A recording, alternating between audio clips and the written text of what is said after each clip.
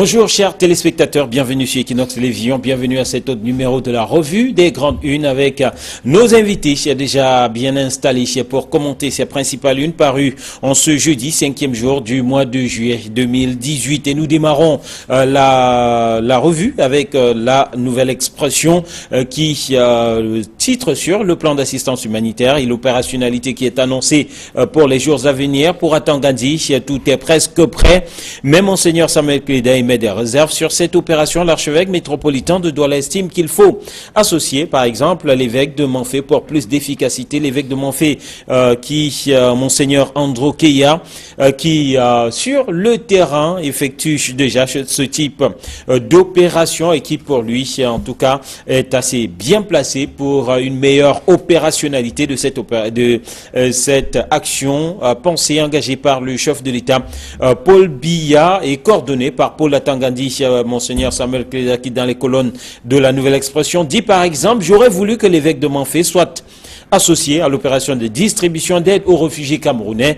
Samuel Cléda qui parle de la situation sur le terrain des nombreuses familles qui sont retranchées dans les recoins de la forêt et bien entendu de ceux-là qui sont du côté du Nigeria avec donc l'évêché de Manfé qui très souvent se rend aux côtés, au chevet de ces réfugiés camerounais en terre nigériane, alors que de l'autre côté Paul Atangandi avec à ses côtés plusieurs administrations annonce une descente sur le terrain du comité interministériel en charge du pilotage de ce plan d'assistance humanitaire, une descente dans les régions du nord-ouest et du sud-ouest et bien sûr l'enclenchement du processus de distribution des denrées alimentaires, des médicaments et donc l'opérationnalité qui sera effective dans les jours à venir, nous dit donc le journal La Nouvelle Expression qui est relativement à la crise anglophone toujours. Titre sur ce gendarme tué. La brigade de gendarmerie de Balikumba d'Alongor et Tunja au nord-ouest a été attaquée dans la nuit de mardi à mercredi par des hommes armés avec ce bilan donc issu des coups de feu qui ont duré plusieurs heures. L'attaque qui a démarré au petit matin de mardi, dans la nuit de mardi à mercredi avec donc le bilan et ce gendarme tué.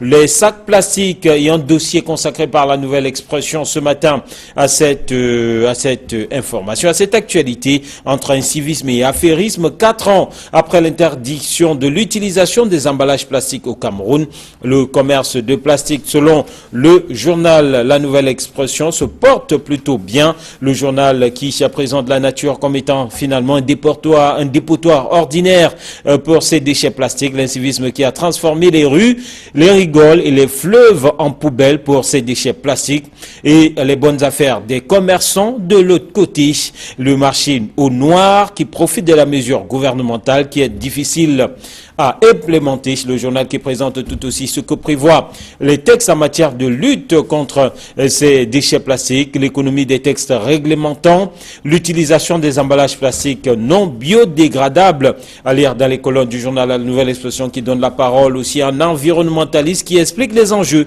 de la lutte contre les déchets plastiques.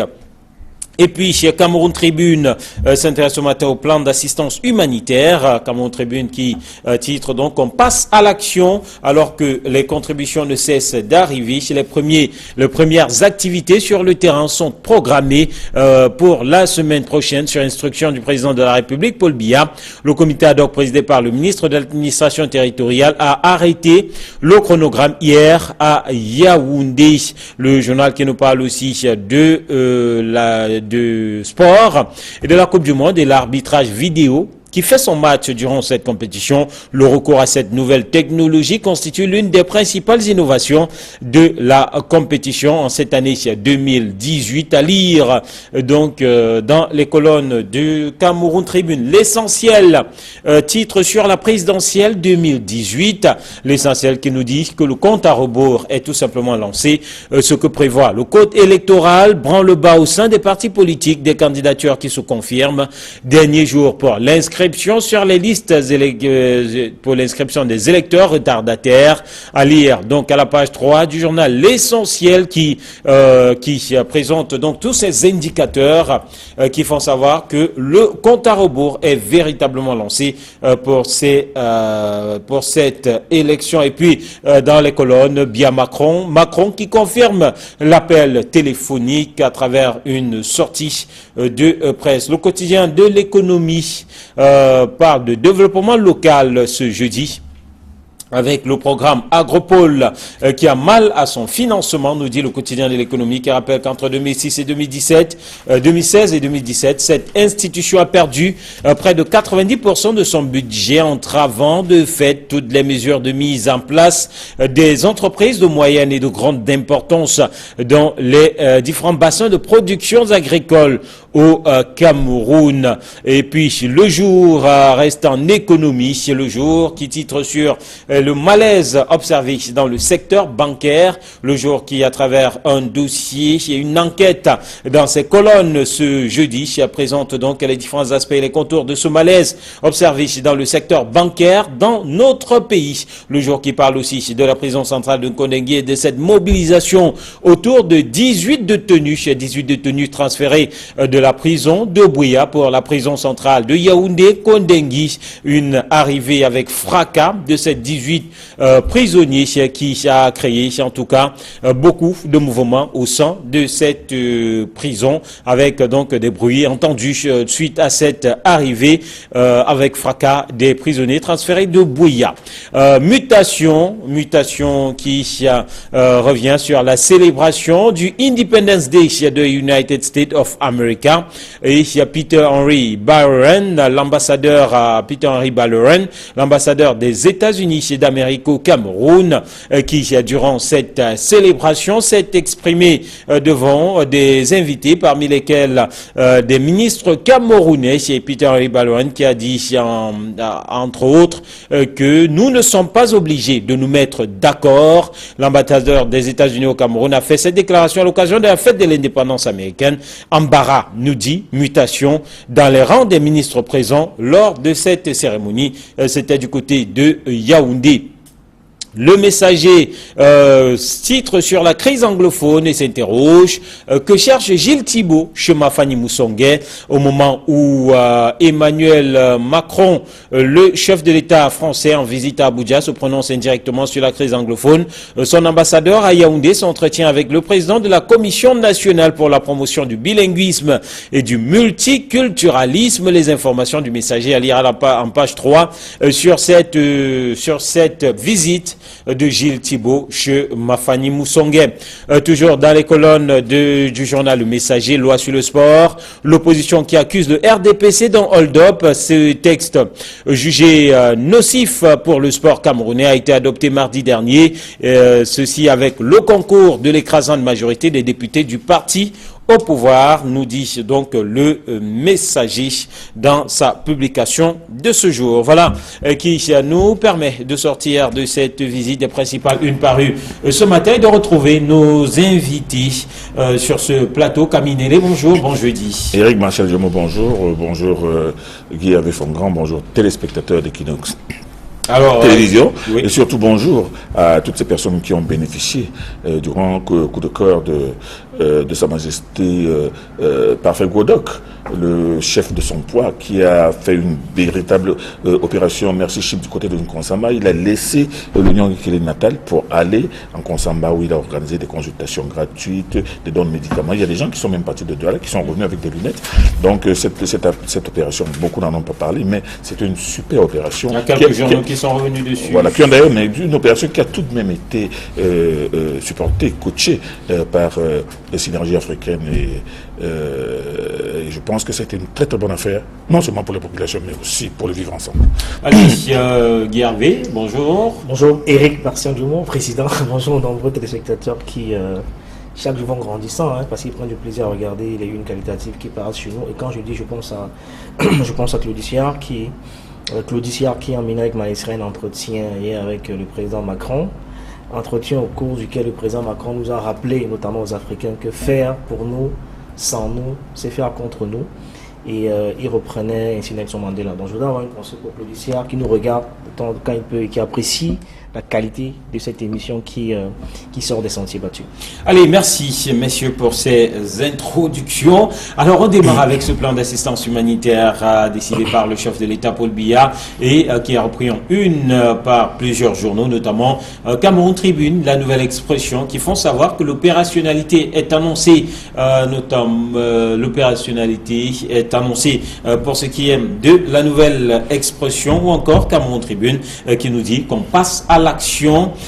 Eh bien, on comprend qu'on est à une autre phase après les discours, après les décisions. On parle désormais de descente sur le terrain, Camille Nelly, au moment où d'autres, des observateurs continuent à estimer que la charrue a été placée avant les bœufs. Mais après les discours, après l'annonce, après la collecte aussi.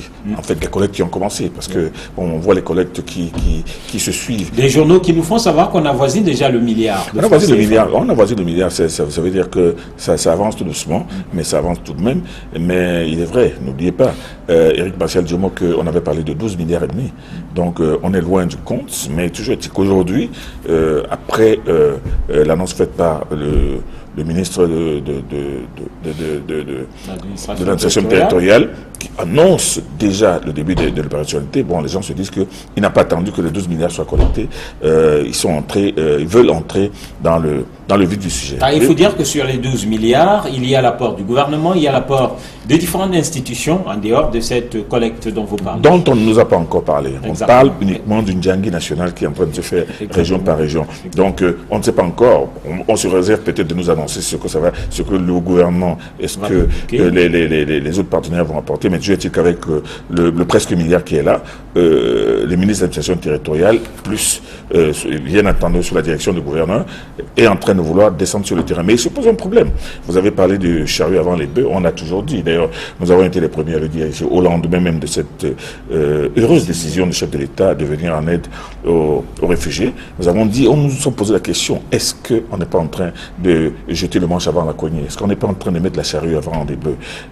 Parce que rien ne nous assure encore que ces dons serviront effectivement et les populations pourront en jouir, surtout qu'il n'y a pas encore suffisamment de paix, il n'y a pas suffisamment de garantie que même les maisons que l'on va reconstruire, même les personnes que l'on veut aider pourront jouir de cela dans la paix et dans la tranquillité. Donc, le gouvernement, et à travers M. Tangani, estime qu'il faudrait peut-être commencer à donner ce qu'on peut donner. Mais donner ce qu'on peut donner, il faut commencer, moi je pense, à mon sens, qu'il faut commencer par recenser les gens qui sont dans les bourses. Parce qu'ils ne sont pas dans un camp, comme on voit les camps de réfugiés. Les gens sont planqués dans les bourses, sont éparpillés dans les bourses. Il faut un autre travail, un travail préliminaire d'identification des sites pour pouvoir aller leur donner à manger sur place. Il n'est pas encore question de construire des maisons, mais leur donner à manger, leur apporter des médicaments. Et ça, ce ne sera pas le plus facile. Et évidemment, il y a une controverse qui s'enflamme autour, mais toujours est-il que le ministre de l'administration territoriale vient de nous annoncer aujourd'hui qu'on est en train de vouloir passer à la phase opérationnelle. Ça provoque bien entendu des grincements de dents par ici, des persiflages par là, mais toujours est-il que l'opération est en train de vouloir passer à une autre phase. Alors, Paul Tangani présenté comme un jusqu'au boutiste, ça se confirme à travers cette descente annoncée sur le terrain de ce comité interministériel, le terrain sur lequel les armes continuent à crépiter. Certains se demandent finalement, que va-t-il faire sur le terrain Paul Tangani, ou que vont-ils faire sur le terrain Paul Tangani et sa commission? De toute façon, vous voulez absolument qu'on parle de Paul Tangani, donc on va y aller, sans mettre de gants, pour dire que je suis de ceux qui sont un peu peinés, parce que parler de Paul Tangani nous obligera à revenir encore sur le problème de casting et du choix des personnes qui veulent régler un problème. Ça peut donner l'impression à ceux qui suivent cette actualité de près, cette crise de près, qu'il n'y a pas une volonté réelle de vouloir régler le problème. Parce que figurez-vous, si vous êtes un père de famille, que vous avez un de vos fils, les enfants se plaignent de règlement qu'ils ont des problèmes, et qu'un des fils de vos fils vient vous dire que les enfants dérangent, n'ont pas de problème. Et qu'après, c'est la même personne que vous choisissez comme interlocuteur pour aller discuter avec vos frères, alors que vos frères, déjà, très souvent, il est en froid avec ce dernier. Ça ne donne pas l'impression aux autres frères que vous voulez régler le problème. Parce que ce fils, déjà, est en froid avec les autres membres de la famille. Et donc, ça peut donner cette impression-là. Ça ne rassure pas. Parce que si vous échangez avec ces gens, les gens d'origine de ce coin, bah, c'est pas je veux dire que c'est pas les interlocuteurs qui mentent. Ils vous donnent des noms. Aujourd'hui, moi, je suis le premier surpris de savoir que un monsieur comme Paul Abomachoui, gouverneur dans ces deux régions-là, du sud-ouest et du nord-ouest, qui semble très adopté et très apprécié par les populations de ces régions, ne soit associé à rien. Donc ça peut donner l'impression... Il est à la commission je veux dire que bilinguisme. Ne soit pas... Je veux dire qu'il aurait été l'interlocuteur le plus crédible pour ce genre de situation. Parce que si vous avez un frère que vous... Encore que depuis quelques jours, c'est murmure même que ces populations sont en train de vouloir rejeter cette aide-là. Donc si vous avez un frère que vous n'appréciez pas, qui veut vous donner quelque chose, normalement vous n'allez pas accepter. Parce que vous ne le portez pas en cœur, même si vous souffrez. Donc il y a des gens qui préfèrent se faire violence pour exprimer leur mécontentement. Et donc il ne faut pas qu'on en arrive à ce type de dégâts qu'on multiplie, ça ne nous rassure pas et ça ne nous grandit pas. Et je crois savoir que quand on a fait l'état des besoins, on a à peu près 12 milliards de francs.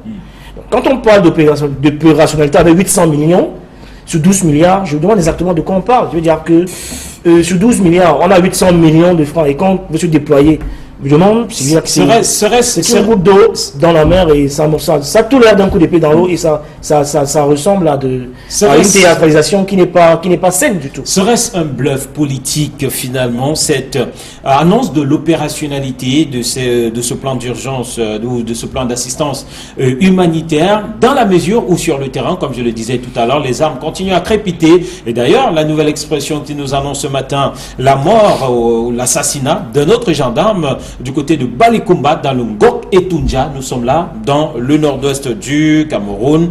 Bluff politique, ou alors c'est quoi finalement la visée politique, la visée humanitaire, la visée réelle même d'une telle action, quand on sait que dans sa matérialisation, c'est assez compliqué.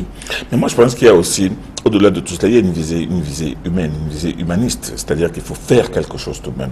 C'est vrai qu'il faut qu'un certain nombre de conditions soient réunies, mais il fallait d'abord commencer par faire quelque chose, et on n'allait pas attendre les 12 milliards pour commencer à faire. Moi, c'est ce que je pense. Je pense donc que le chef de l'État, en décidant de commencer déjà par faire quelque chose, moi je pense que ce n'est pas une mauvaise chose en soi, qu'on fasse déjà quelque chose, qu'on ne reste pas toujours dans le domaine de la spéculation, dans le domaine de l'attentisme, dans le domaine de la collecte, parce qu'il y a des urgences, il y a des gens qui meurent tous les jours, il y a des gens qui ont faim, mais il faut identifier leur place. Moi je pense que à ce niveau-là, le ministre de l'administration territoriale et des gouverneurs et préfets tout le monde devraient dire que bon, écoutez, moi dans mon département, moi dans ma région, j'ai tant de gens que j'ai pu identifier à tel endroit, ce sera déjà, c'est dire un début. Moi je ne crache pas, je ne suis pas de ceux qui crachent systématiquement dans la soupe. Il y a quelque chose. On a voulu faire quelque chose, qu'on le fasse. C'est vrai que la condition essentielle, la condition sine qua non est le retour à la paix, le retour à la concorde pour que les aides puissent circuler, que les gens puissent profiter de ces aides, que les gens puissent être reconstruits et relogés.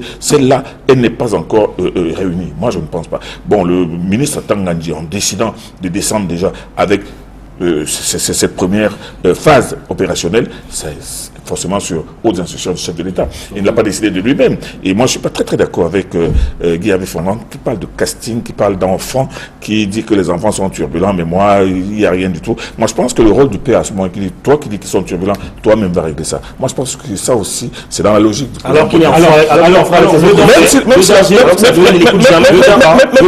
Le danger, Camille et Guy Hervé, ne serait-il pas qu'une telle descente suscite plutôt un regain de tension sur le... Par exemple. Bon, la question reste posée, la question demeure posée, mais moi je pense que au-delà de ça... À la lecture de ce qui se... la famille n'aime pas ce frère. Nous sommes uniquement au niveau de la lecture, nous ne sommes pas au niveau de la réalité sur le terrain. Vous dites qu'il y a des gens qui peuvent rejeter, oui, mais moi j'aimerais bien voir quelqu'un qui n'a pas mangé depuis une semaine, à qui on n'a pas duré, qui dit je ne mange pas, je ne prends rien. Moi je pense qu'il faut d'abord faire quelque chose. Je suis de ceux qui pensent que le fait qu'on fasse déjà quelque chose est un début. Moi, c'est important. Vous savez, il y a des gens qui sont malades, il y a des gens qui manquent de médicaments, il y a des gens, on les a identifiés, on sait qu'ils sont dans telle région, dans telle brousse, à côté de tel endroit. Il faut déjà commencer à faire quelque chose. Moi, je ne cracherai pas dans la soupe. Une crainte soulevée par un journal qui paraît dans la partie sud-ouest du Cameroun, qui déjà rappelle que lors de la descente de l'émissaire français la semaine dernière, eh bien, les personnes présentées comme acteurs de la société civile, à M. Lemoine et invité en fait en grande partie les employés de la mairie de Buea, voilà, et certains partent de ça pour se demander si à la va-vite on ne va pas rassembler des gens qui n'ont rien à voir avec ces problèmes pour dire, eh bien, l'opération a commencé. Non, ce n'est pas parce que lors de l'arrivée de M. Lemoine à Buea, on a réuni les employés de la mairie. Je suppose que c'était pour l'accueillir. Présentés comme des acteurs de la société civile, si l'on s'en tient à ce que dit ce journal. Je vais dire que non, ce serait suffisamment grossier de croire que ces mêmes personnes qui vont bénéficier de ce plan d'assistance. Non, je ne pense pas que le gouvernement puisse être, j'allais dire, aussi cynique, puisse atteindre des risques. Non, je veux dire que c'est totalement surréaliste de croire ça. Qu'on puisse, parce que on sait où ils sont, on sait où les victimes se trouvent, et contrairement à ce que le doyen pense, je veux bien croire que cette équipe est assez intelligente pour savoir que les gens sont dans les forêts, ils sont dans les buissons, qu'il faille aller les dénicher là-bas. Et je ne dis pas qu'il fallait attendre 12 milliards pour commencer, évidemment, parce que les gens meurent tous les jours. Mais je dis ça m'a l'air d'un coup d'épée dans l'eau, parce que sur 800 millions, on a 12 milliards. Et ça laisse quand même à désirer. On a 800 millions. Mais on a 800 millions, pardon. Mais déjà, il faut féliciter l'élan de cœur des Camerounais qui ont exprimé de manière spontanée leur patriotisme là, et vous avez remarqué comme moi que c'est le littoral qui est en tête des plus grands donateurs. Logique. Des plus grands donateurs, pas forcément. Les plus gros milliardaires je veux dire que les plus grosses fortunes de ce pays ne sont pas du littoral, ils sont originaires d'autres régions. Donc, si vous notamment de l'Ouest. Voilà, donc si vous prenez les 5 et du Sud-Est aussi. Donc si vous prenez les 5 grosses fortunes, ils sont pas dans le littoral, évidemment. On n'en est pas là. Déjà, ça annonce cet élan du cœur là, et on a que 800 millions, on veut 12 milliards. Je pense qu'on peut faire mieux que ça. Chacun donne ce qu'il peut et comme il a. Et je pense que il faut faire confiance à cette équipe qui, j'ai le sentiment que ces provisions vont arriver à bon port, même si je reste convaincu que ce n'est pas la solution au problème. Parce qu'aller donner à manger aux gens, construire des écoles qui vont être incendiées quelques semaines plus tard, on va être dans un mythe de Sisyphe et on n'aura pas avancé. Alors on n'a pas, j'allais dire, pacifié définitivement la région. Exactement. Alors, on va poursuivre avec un autre sujet abordé cette fois-ci par le journal Mutation. En tout cas, sur le plan diplomatique, Mutation encore, le Messager qui nous parle de l'ambassadeur Gilles Thibault de France qui était à la commission Moussonga ou de Mutation qui revient sur le Independence Day des États-Unis d'Amérique, la célébration à Yaoundé, et ce discours de Peter Henry Ballerin qui a dit « Nous ne sommes pas obligés de nous mettre d'accord ». De nous mettre d'accord sur quoi? Et à propos de quoi? Et pourquoi? Moi, je pense que... toutes les questions qui font polémique. Qui font polémique. Autour de sa dernière sortie. Oui, bien évidemment, mais la politique, la polémique elle-même, elle est née de son propos.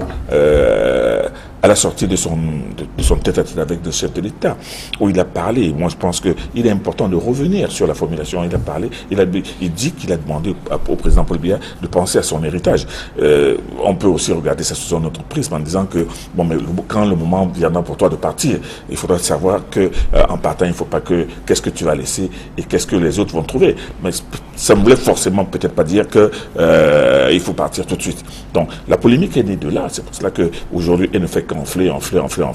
Mais là, aujourd'hui, lors de la célébration de l'indépendance, évidemment, beaucoup d'hommes politiques, des journalistes, des intellectuels, des personnalités de la société civile étaient autour de l'ambassadeur américain. Il fallait scruter ses moindres gestes et surtout les moindres mots. Et dire chacun de ces mots entre les lignes. Bon, maintenant, quand il a dit, et ça a été repris par tout le monde, que nous ne sommes pas obligés d'être d'accord. Bon, ça veut dire quoi? Nous ne sommes pas obligés d'être d'accord sur le fait que le président de la République, Paul Biya, soit le candidat le